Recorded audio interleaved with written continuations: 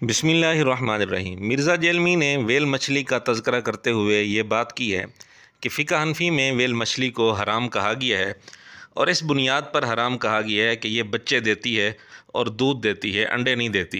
लिहाजा फ़िक़्ह हनफ़ी में जो है ना कि वेल मछली जो है ये समुद्री जानवर नहीं है, बल्कि वो कहते हैं ये मैमल्स में से है, यानी दूध देने वाले जानवर, यानी अंडे नहीं देती वेल मछली।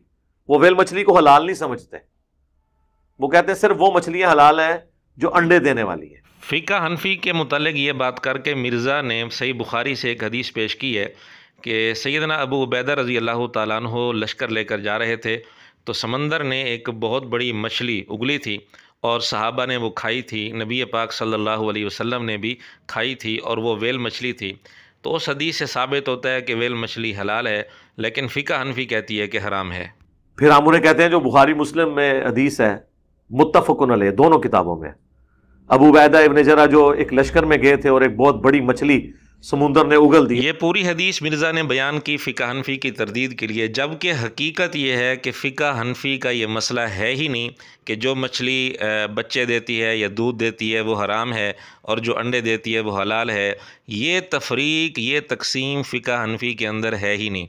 अब हम आपके सामने बतौर नमूना 2-3 फतवे पेश करते हैं जिनसे ये बात वाज़ेह हो जाएगी कि फ़िक़्ह हनफ़ी के अंदर वेल मछली भी हलाल है और हर किस्म की मछली हलाल है। ये आपके सामने दारुल उलूम देवबंद के दारुल इफ्ता की वेबसाइट है जिसमें सवाल नंबर 1,57,626 है, जिसमें वेल मछली के मुतल्लिक सवाल किया गया है। इसके जवाब में उन्होंने वेल मछली के मुतल्लिक लिखा कि ये भी चूँकि मछली के नाम से मुतारफ़ है और लुग़त की किताबों में भी इसको मछली ही शुमार किया गया है, बल्कि लिखते हैं कि वेल के बारे में तो बाद हज़रात ने यह भी तस्रीह की है कि यह दर हकीकत अंबर मछली है, जिसके बारे में कुतुब हदीस में सराहत है कि अल्लाह के रसूल सल्लल्लाहु अलैहि वसल्लम ने भी इसका गोश्त तनावुल फरमाया था। इसी तरह पाकिस्तान में उलमा देवबंद का एक मशहूर इदारा है जामिअतुल उलूमिल इस्लामिया बिन्नौरी टाउन कराची, उन्होंने भी एक सवाल के जवाब में यही लिखा कि वेल भी एक तरह की मछली है। बाज़ लोगों ने इसका नाम अंबर लिखा है। फुक़हा ने तस्रीह की है कि मछली हर किस्म की हलाल है, तो वेल मछली भी हलाल है, बल्कि अंबर मछली के बारे में तो हदीस में आया है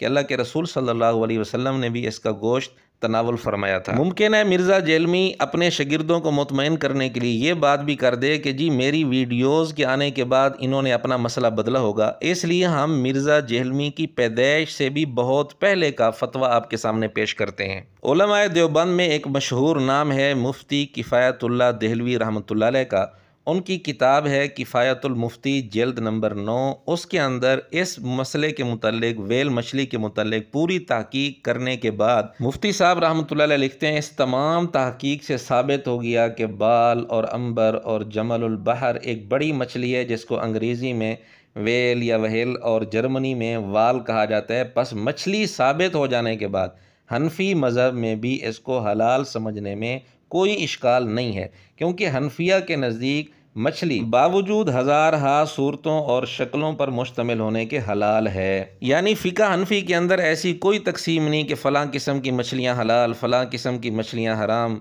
अंडे देने वाली हलाल और बच्चे देने वाली हराम, ऐसी कोई तकसीम फ़िक़्ह हनफी में नहीं।